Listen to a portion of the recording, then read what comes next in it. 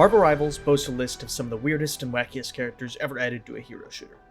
With a trigger-happy raccoon, a land-faring shark, a hyper-beam-blasting dinosaur, and 2 whole guys named Peter, the game makes a lot of deep cuts when deciding what heroes to add. And while that's great to see, a lot of well-known names are noticeably absent. Professor X is a familiar character for those even outside of the comic book space. And although he's currently just a statue on the outskirts of the Krakoan domination map, I'm sure his addition will be a welcome one, when it eventually does come.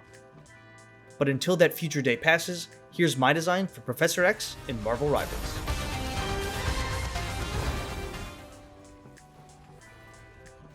Created by Stan Lee and Jack Kirby for X-Men #1 in 1963, Charles Francis Xavier is the founder of the X-Men, who, after discovering his mutant abilities in his youth, dedicated his life towards fulfilling his dream of a world where humans and mutants could peacefully coexist. In X-Men #1, Xavier is both the first character we see and hear in the book. Although he isn't technically speaking, Professor X calls his students to class, utilizing his telepathic abilities.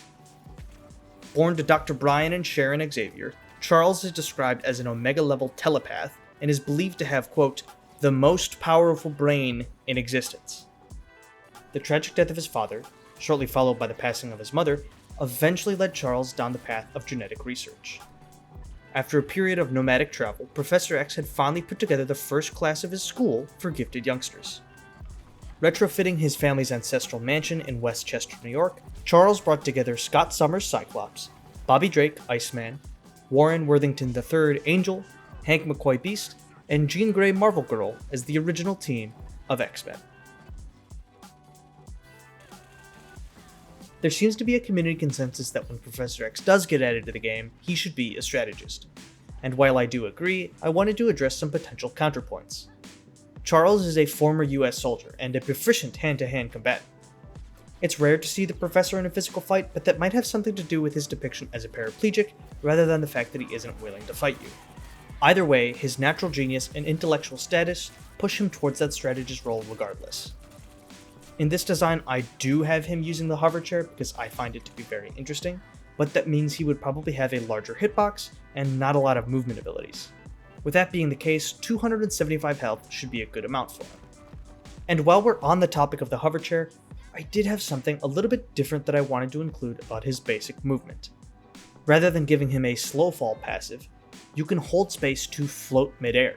This gives Charles a lot of options position-wise, but also gives him a rare niche of being a support that is difficult to eliminate with environmental kills. Now let's discuss his abilities, starting with his primary fire, Information Overload. Charles is often shown blasting enemies with a mental, psychic force, but one of my favorite methods of this blast is when he shows enemies harmful memories or things that they may regret. I think a fun way to incorporate this would be doing it as a percentage damage. Working as some kind of in-between of Mantis's leaves and Devil Dinosaur's bleed, this effect auto-tracks and lasts for a couple seconds, but as a penalty, all of its damage is in that percentage base, probably somewhere around 4%, with its base damage being relatively low, keeping him non-threatening for smaller targets. Also, I think it's fun that in a 1v1 against Magneto, Charles has a pretty good shot. Moving on to his alternate fire, Psychosomatic Restoration. As a strategist, Professor X will need a method of regular healing. A lot of characters in Marvel Rivals aren't typically capable of healing in the comic books, and most of them have an in-game explanation as to why they can't heal. He would probably need the same, but I believe linking it to his mind control capabilities could probably work. The term psychosomatic means physical symptoms or an illness that's actually caused by your brain, either through emotional factors like stress or trauma. So I thought, what if maybe he could do the inverse, allowing someone's mental fortitude to empower them or restore their body?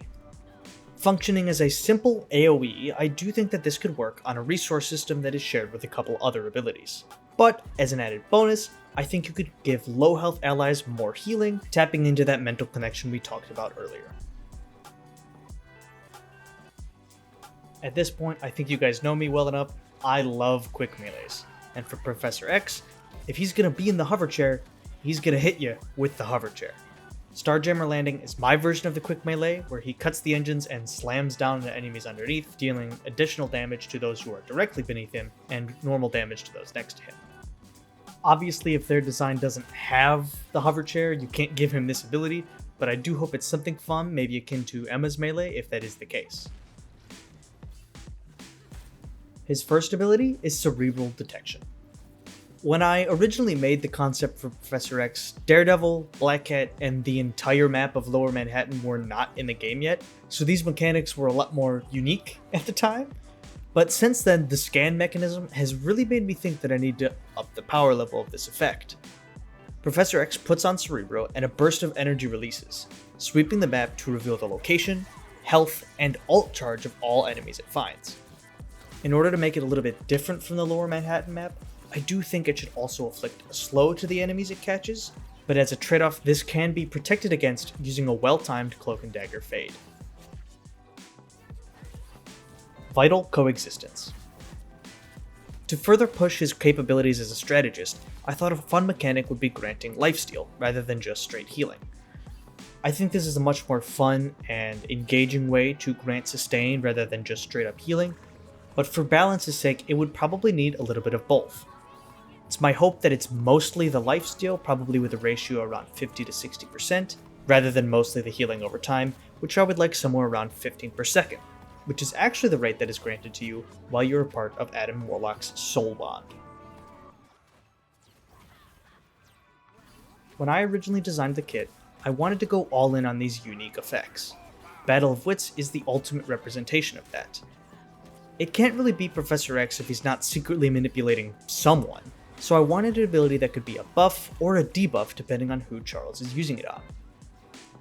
Pulling from the same resource as Psychosomatic Restoration, if the Professor is targeting an ally, they will receive a general cooldown reduction. This works a lot like Psylocke's cooldown reduction, where it affects all of her abilities, but is dependent on something else.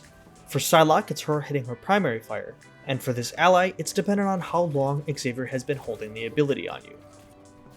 If the Professor wants to target an enemy with this effect, it works very similar to Hulk's Radioactive Lockdown, with the added bonus that any missing cooldowns are paused rather than consistently recharging during the exile effect. Now, with the potential high impact of an ability like this, I need there to be some inherent downside. So, Professor X can't move while using it. I know that sounds risky, but it's incredibly worth it.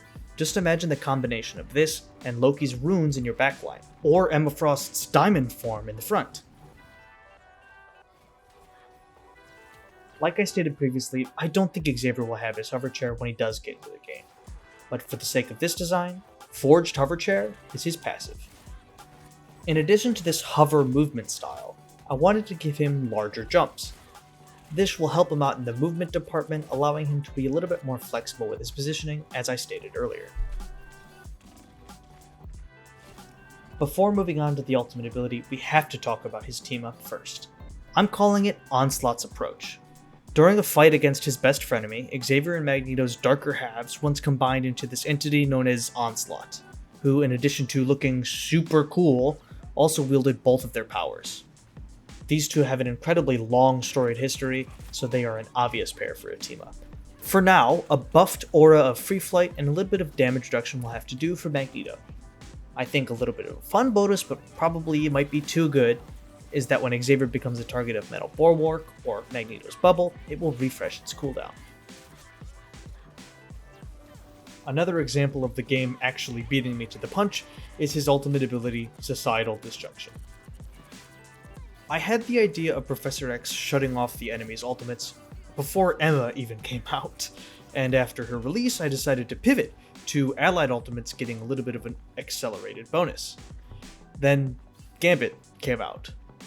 So, seeing the design mistake that is Gambit's ult, I decided to split the difference.